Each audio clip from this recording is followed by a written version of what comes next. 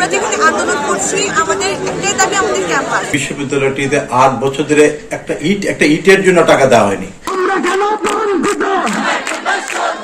আমরা কেন বঞ্চিত? 6 বছর যাবত আমাদের কোনো স্থায়ী ক্যাম্পাস নাই। ইভেন আমরা যেখানে আন্দোলন করছি আমাদের একটাই দাবি, আমাদের ক্যাম্পাস। আমরা 3টা জায়গাতে ভবন ভাড়া করে আমরা ক্লাস করছি।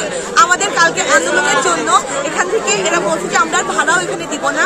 এখন আমাদের যার জন্য আমরা রাস্তায় নেমেছি, যার জন্য আমাদের ক্যাম্পাসটা যেন হয়।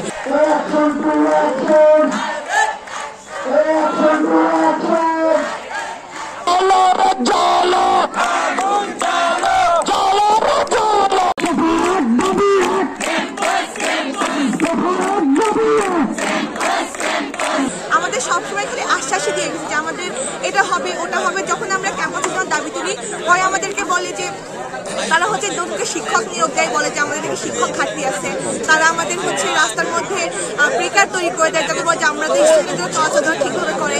তারা আমাদের বলে যে হয়তো ওদের মেধাবৃত্তি দিব, যারা তোমরা এগিয়ে যাও। কিন্তু আমাদের যেটা ক্যাম্পাস, সবার ক্যাম্পাস আছে, কিন্তু আমাদের ক্যাম্পাস নাই।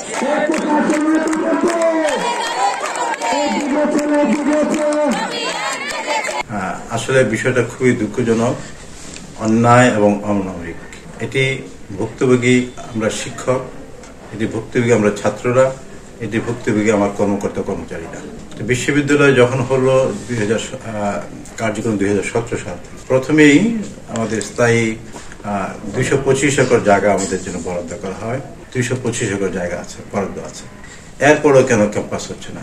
এর মূল বিষয়টা হলো এখানে প্রথম বিশ্ববিদ্যালয় যখন আমাদের প্রজেক্ট সাবমিট করি, ডিডিপি ডেভেলপমেন্ট প্রজেক্ট, তখন 9,200 কোটি টাকা, রাউন্ড ফিগারটাই বলছি, তাদের গভর্নমেন্টের কাছে চাওয়া হয় টোটাল ডেভেলপমেন্ট ওয়ার্কের জন্য। তা গভর্নমেন্ট বললো যে এত বেশি ফান্ড দেওয়া যাবে না, তারা বললো যে ফান্ড আরো কমাতে হবে। তারা অ্যাডভাইস করলো, সেই অনুযায়ী আমি অতীত ইতিহাসটা বলছি, বিশ্ববিদ্যালয় কর্তৃপক্ষ 2,400 কোটি টাকায় নামিয়ে নিয়ে আসলো যে না, এত না, আরো কমাতে হবে। আবার কমিয়ে তাদের পরামর্শ আবার সব একটা 337 পৃষ্ঠার মতো একটা প্রজেক্ট হয়, চেঞ্জ করে টোটাল প্রসিড করে আমরা 1,800 কোটি টাকা, সম্ভবত 1,811 কোটি টাকার প্রজেক্ট সাবমিট করা হয়। তার মূল বাজেটের 11%, 89% ছাড় দিয়েছি আমরা। প্রত্যেকবারই কমানো হয়েছে সরকারের পরামর্শে, যা বলছে তাই করেছি আমরা। এবার আমরা 89% ছাড় দিয়ে 11% নামলাম।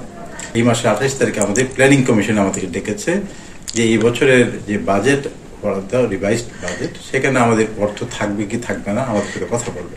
এখন যদি থাকে একটা সম্ভাবনা থাকে, আর যদি না থাকে বাজেট বরাদ্দ, তাহলে আনসার্টেন হয়ে যাবে। এবং ছাত্ররা হয়তো কোনো না কোনোভাবে জেনেছে, তারা আগে থেকেই তাদের দাবি, তাদের ক্ষোভ আছে এবং তাদের দাবির যৌক্তিকতাও আছে। আমি মনে করি, আমি যে কয়বার গিয়েছি আমি বলছি যে তোমাদের দাবির সাথে আমি, তোমাদের যে দাবি, সেই দাবির সাথে আমাদের প্রত্যাশার কোনো ভিন্নতা নেই, এক এবং অভিন্ন। ব্যক্তি নামে বিশ্ববিদ্যালয়টিতে 8 বছর ধরে একটা ইটের জন্য টাকা দেওয়া হয়নি।